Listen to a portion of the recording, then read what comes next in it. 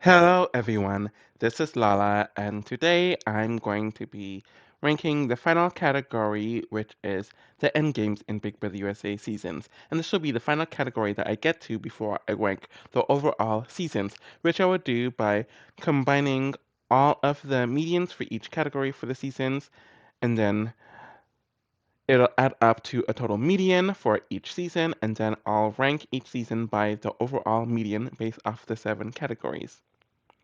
You can follow me on Twitter, my other YouTube account in the description below, and in the description below there will be timestamps for this video. So let's just get right to it. To the surprise of no one, at 24th is Big Brother 22. When I made this list a few years ago pertaining to Endgame, I didn't actually watch most of the Endgame episodes of this season, since it was boring as hell on the feeds, but watching it for the rewatch, it is still shitty. Corey easily takes out Tyler after the latter and Christmas failed to take out Nicole during the triple. Nicole finally wins an HOH and targets Memphis, since she wanted Christmas as a beckon call or a backup, and it seemed like Memphis was shocked for most, if not all, of the week, but it was still boring and led to absolutely nothing interesting. Enzo wins HOH and Christmas goes after being on the block for 3 consecutive weeks. Cody wins the final HOH and people pathetically hype up him cutting Nicole like it was anything interesting or noteworthy, though his pathology was always clearly leading towards keeping Enzo, and he wins in a unanimous vote. Cody winning was the most foretold thing from even the pre-season, and while the other two portions were complete bores, the endgame was even more excruciating. At 23rd is Big Brother 4. The endgame of Big Brother 4 is one of the biggest drags in Big Brother history, and this is because it's one of the seasons where each endgame round took place in a full week, meaning that it was 5 weeks specifically for this season. Some casts are strong enough to deal with this and to provide in a long endgame, but this cast just simply isn't one of them. The final 6 round is the only one that is somewhat entertaining, since G showed his ass with being in power and pissing off the house, but it didn't lead to any drama. Seeing Erica stay on another HOH of his and Jack being blindsided was fun enough. I also forgot to mention that the twists with the veto competition in the final 6 and 5 was horrendous, and Jin being gone for a few days on her HOH sucked, and G going was also very foretold, and nothing interesting happened in this period. Robert pulled a clutch HOH win, and the women had to turn on one another, but even this was boring, as it was just leading or led up to a bunch of Erica bashing before she went. The final 3 was a full week, and they had to put a bunch of filler in, especially since they had to cover their xenophobia and because absolutely nothing was going on, though I was more than glad to see Robert go. June ended up winning against Allison, and the most British joy was shown here. In general, this period was complete molasses, which has the cast and the pacing to blame. At 22nd is Big Brother 13. I find this disappointing, especially with where I ranked the jury portion of the season. Of course, we start this with the Paris twist being forced to come back at a clear attempt to save Jordan and Rachel, and then using the same HOH competition Rachel won as the veto competition during this week was just so transparent. Shelley ends up going here, and the momentum the newbies were gaining was essentially ruined, and it all felt so damn cheap. Rachel wins the final 5 HOH, and of course she's going to target Clea, but Adam had the chance to save the newbies and create his own agency, only to continue to follow the vets. Adam wins HOH, and that doesn't matter, but Porsche ends up booting Jordan. And then we have Rachel winning over Porsche by 1 vote. Honestly, the shenanigans with the final 6 round, and even somewhat the final 5, was very frustrating, and the energy was sucked out of the season, but I was just frustrated watching this portion. At least it was short, unlike the other 2 season end games that's ranked below it. At 21st is Big Brother 25. There's absolutely no energy or interest in this endgame, and it's only higher than some of the others because at least it was shorter than some of the others below it. There was a double eviction where America ended up unceremoniously going on a Boy Jane HOH. The final 5 round has Matt finally winning an HOH, and you would think that he would at least take out Felicia and show some sort of agency, but he was easily convinced by his allies to target Suri, with them knowing that it wasn't good for him. Boy Jane easily takes out Felicia on her HOH, and she doesn't even care about getting third or even getting to the end, since the alliance making it to the final 3 was all that mattered. though there were some allegations about Jag allegedly being guilted into keeping Matt. And then, of course, the two men go to the end together, where Jag ends up winning. The result of the winner was utter crud, and the devoid of any sort of entertainment value or personality here, as well as the gameplay, is why it is so low. At 20th is Big Brother 20, ironically. People try to ignore how bad the endgame is in this season, but it is definitely as bad as it appears, though the decline showed in the jury portion of the season. We had the double eviction where Brett is easily booted, though hearing Angela and Tyler's cringe speeches just annoyed me more than anything. Angela wins 8-8, and they decide to take out Samantha over JC, and I still really don't know or care to find out why this was done. JC wins a clutch 8-8, forcing the trio to turn on one another, but even that was boring, since the round was about a day or two long, and they were all resigned to their fate anyways, with Angela easily going here. JC is picked off quickly in the final three, and then we have Tyler barely losing to KC, which is controversial, but I wouldn't really say it was interesting either, or at least enough to make up for this dire endgame. The one plus to it is that at least the endgame was short and not dragged out. Ending the bottom quarter of this is Big Brother 16 at 19th. I'm honestly shocked that the endgame of this season isn't lower, and I might end up moving it down compared to where I have it as I'm writing this.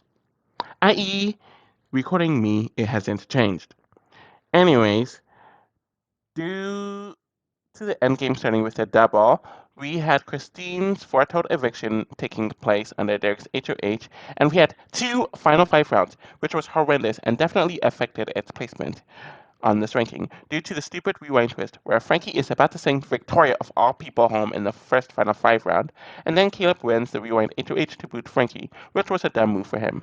Caleb ends up going out. I don't give an F to find out who was the HOH during this round, and then Cody cuts Victoria, which a bunch of people clown him for, only to easily lose against Derek. It was a very boring and predictable way for a boring and predictable season to end, so yeah. At 18th is Big Brother 12. The season is pretty similar to everything I said about Big Brother 16, with the men completely dominating and controlling the endgame. The endgame starts off with a double eviction, and Brennan going home after the target Reagan saves himself on Hayden's HOH. Lane shockingly wins an HOH, and Reagan is the obvious outsider, where he spends most of the week whining about a guy's alliance, and this week was just beyond a chore to watch. Hayden wins HOH, and Brittany is the only other person not in the brigade in the house. So she was obviously going to be out. But the revelation to Brittany was kind of fun and sad at the same time, though I did find delight in Brittany's pick-me-ish ways, getting her karma, I guess. And then the final three was a complete mush, since it was obvious Hayden was going to win no matter what, despite Lane getting 3 votes. There was no energy in the season left, so here it is on the list. At 17th is Big Brother 11. We have another season where the end game is a lot longer than it needed to be, and it really did have a negative effect on the season overall. We have Jeff winning HOH, and he is at a crossroads whether to be loyal to his alliance or to turn on Russell, and Michelle to a lesser extent, and we see him do the latter, where Russell goes at it with the showmance a few times, which was entertaining enough. Then we have an entire week of the final five, which is boring as hell, despite Kevin and Natalie turning on Jordan, and there being a tie vote.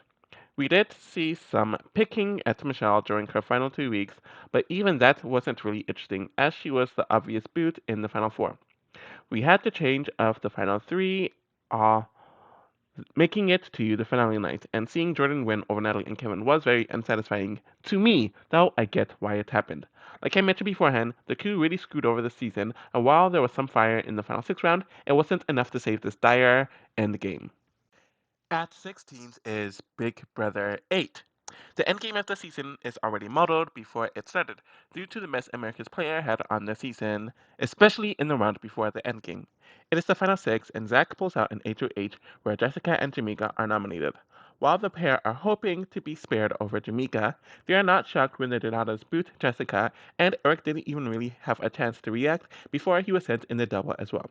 We do see a lot of bickering between Zack and the Donatos, which could be seen as entertaining and liven things up, despite him missing his shot at them in the double less than 24 hours beforehand. Jamaica and Zack are easily picked off by the Donatos winning the competitions, and they have the picture perfect final two story, which of course didn't last in real life. It's kind of convoluted, but if you care for the picture perfect ending, it is for you, I guess. At 15th is Big Brother 19. I am shocked that this endgame isn't so low, since the other portions of the season are lower than this, if I'm remembering correctly. The final six is pretty boring, and it is during the double eviction where Raven is easily booted on Alex's HOH. And then we have Josh, I believe, winning HOH, and it's clear that Alex is the target. Paul tries to cover their ass with Alex, but is still kind of lying to her, and she really ends up taking it personally. Kevin is sent home quickly, and then we have the final three, where Christmas asks to be sent home, and then there's the huge shocker of Josh winning against Paul, which did cause a lot of conversation and controversy. Honestly, the season made it this high, which isn't even high, but higher than I thought it was going to be honest, due to me forgetting about it, compared to the other endgames that are either more boring or even more contrived slash cringe slash frustrating in comparison. At 14th is Big Brother 18. The endgame of this season is unique in regards to it being filled entirely with three pairs. The two showmances that consist of Nicole and Corey, as well as James and Natalie, and then the BFF duo of Paul and Victor, making up the final pair of the season. Unfortunately, it did kind of make the endgame very easy to predict, though Nicole were working with the BFFs as they were with them in the prior round. To boot Natalie here, then Victor was picked off by the showmans because they were protecting James, which makes sense since two vets. And then Paul picks off Corey in the final four. The person that ended up being picked off in each pair was very easy to predict before it happened, though it did cause a final three where Paul makes the idiotic choice of cutting James over Natalie and then loses by a vote to Nicole at the end, which still has a lot of conversation taking place, even today. It isn't one of the worst endgames, hence it being roughly in the middle of this list, but the energy of the season was just virtually gone by this point. Ending the bottom half and being in the middle of the ranking at 13th is Big Brother 15. I'm very shocked that this endgame made it up this high on the list, though I think it mainly has to do with it having perfect pacing, at least compared to a lot of endgames that drag too long and didn't have the material to warrant it. But there still isn't much happening during this period of the season, and it didn't frustrate me as much with the other end games, though the energy in the season was completely gone by this point. So it starts off with the exterminators dominating at the double eviction, where they all essentially get McCrae to target Alyssa, and they all gaslight her out of the house about her supposed shadiness that she did. The next two rounds is essentially everyone versus McCrae, and he saves himself in the final five via the veto, resulting in Judd going home, only to be taken out at the final four. Then we have the final three, where it's pretty obvious that Andy's going to win no matter what, and he obviously chooses the safer bet in Gina Marie, hence booting Spencer, and then he wins the season. So, don't really have much else to say. Making it through the halfway point and starting the third quarter at 12th is Big Brother 23. Looking through the list, I realized that endgames in general are just very weak. I mean, I kind of knew this already, but looking at this list and seeing the endgames that are high enough on the list just confirm it, especially since I don't care for a lot of them. Anyways, the cookout is the final six, and they're able to have a week to themselves, which is nice for representation reasons. But when you look at the actions of the actual endgame, there isn't much there. Tiffany is the easy target in the final six, though it hurt more due to Kellen being the one to send her home, and then Hannah is quickly sent home in the double, kind of in a karmic way based on how she sent Alyssa home a week prior, as they are both lied to by the HOH that sent him home, and in her case it was Asa. Kellen was missed by Xavier the entire week, and the final four being a full week is definitely a negative, but we did get the fight, which was pretty good, and it did raise the endgame quite a bit. We saw Atta and Derek F fighting a lot during the last 2 weeks of the season, which was kind of funny since both of them are kind of pointing fingers, but it made things a bit more interesting, though Xavier's win was so damn telegraphed. At 11th, missing the top 10 is Big Brother 10. A lot of people acknowledge that the second half of the season is not as strong, but it's very noticeable during the endgame. It starts off with the double eviction, where Ollie goes. He pretty much pulls out of the house with no resistance on Keisha's HOH. Jerry does pull out a clutch HOH win, causing the majority to turn on one another. Despite that, It really isn't interesting, as Memphis, with Den's help, pulls a fast one with them not being nominated together, and Memphis redoing Den, leading to Rennie going home.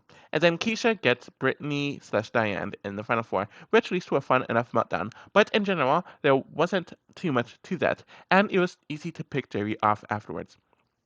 Dan stomps on Memphis in the first unanimous vote of the season pertaining in the series pertaining the final two, and there really isn't anything else to say.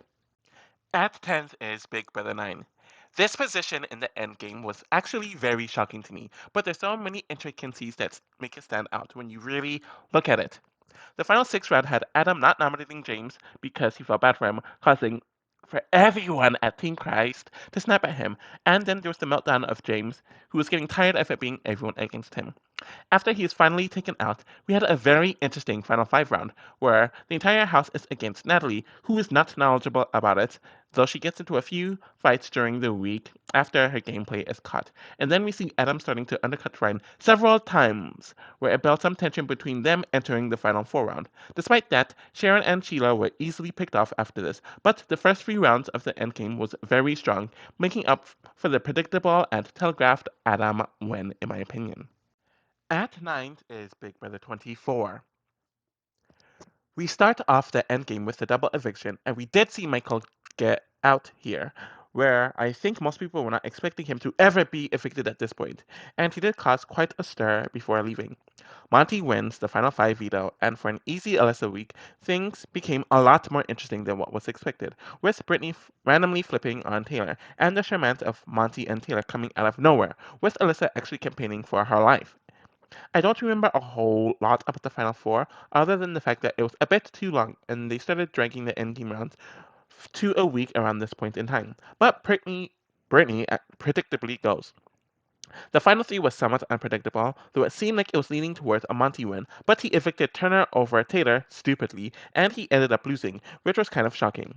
The first two was around to the endgame bumped it up a lot, while everything else was kind of standard. At eighth is Big Brother 6. It has been commonly accepted that the second half of the season, especially the jury portion, is not nearly as exciting as the pre-jury, especially with it being sped up in comparison. Howie wins HOH and splits up the final pair, with Bo going home easily. Yvette finally wins a competition, though Mikey blatantly threw it, and it seems like Janelle is on her way out of the house, but she saves herself by winning the veto, and Howie finally goes. The final four rounds is one of the better endgame rounds ever, where it starts off with them bashing and melting down over Janelle being like by America and winning another task again, and then we see them turn on one another when Janelle wins HOH. Yvette versus April has been built up the entire season, and you finally see it here, where I think we get a good payoff for it, and it definitely spiced things up. Janelle ends up going at the final three because Yvette refuses to throw the final HOH, and Mikey barely wins the season by one vote. Just for the fact that there is some excitement and tension in this endgame bumps it up a lot higher. Ending the third quarter of this list is Big Brother 3, which is at 7th. The season has a longer endgame just due to the fact that it's an earlier season and had a much shorter cast, but they make it work. Compared to other seasons with longer endgames, we start off the endgame with a bang, with Marcellus not only nominating Amy and Roddy, but giving her a harsh speech, and then Roddy decides to go at it with Danielle and Marcellus, which was entertaining, and then Roddy gaslights Amy after she refuses to veto him, bringing up some random deal that they made in the second week, though he literally sent her home the week after they made that deal. And this is also in addition to Amy's drunkenness pissing off the house. And then there's the iconic Final Five round, where Jason targets Marcellus, who is targeting him, and Danielle really works the hell out of Marcellus to get him to not use the veto, and send him home in the most iconic moment in Big Brother history. Honestly, things get boring from here, as we waste an entire week on a predictable Final Four round of Danielle putting Amy. Jason gets cut by Lisa, and then we, of course, have the controversial loss of Danielle and Lisa winning the season. Like a few others below it, the first two rounds are excellent, which weren't its spot here. So starting off the last quarter of this list, at 6th is Big Brother 14. Was it any shock that this endgame ended up ranking so highly on the list? Most of the known moments of the season are from later on in the season, though we had a few meh moments.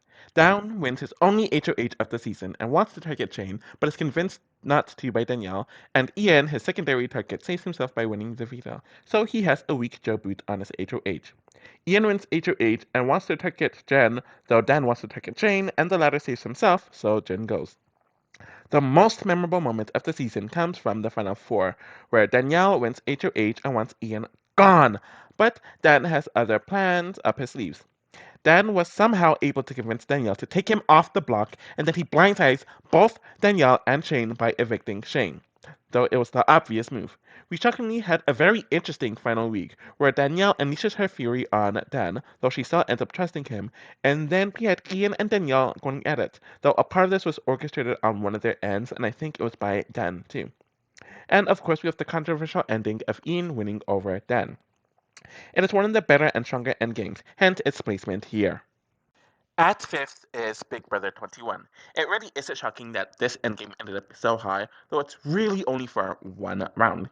We have the double where Nicole wins her first HOH and she has the chance to split up the showmance but ends up sending Christy home. Jackson wins HOH and is clearly targeting Tommy, but because Nicole, I believe, saves Cliff from the block, Holly is forced to go up as the replacement. The obvious move for the pair should be to boot Holly, and Nicole really wants to do it, but Cliff is very iffy on it. This wavering causes the showmans to worry, and Jackson immediately decides to rail into or lay into Tommy, who is actually forced to fight to defend himself for the first time in the season, causing for a lot of intrigue and drama, even though the outcome was kind of predictable. There's really nothing else to discuss here, as Cliff ends up going despite him wanting to be number three to the showmans and then trying to set up Nicole, but that didn't work out, and it didn't matter anyways, since Nicole went right after Cliff, and Jackson ends up winning next to Holly. Don't really have anything else to say. At fourth is Big Brother 2. This season definitely delivers, despite being the first one of its type, and this one has a really long endgame, which made it even longer due to the expulsion. Sorry, it was made even longer due to the expulsion in the first week, taking away a round.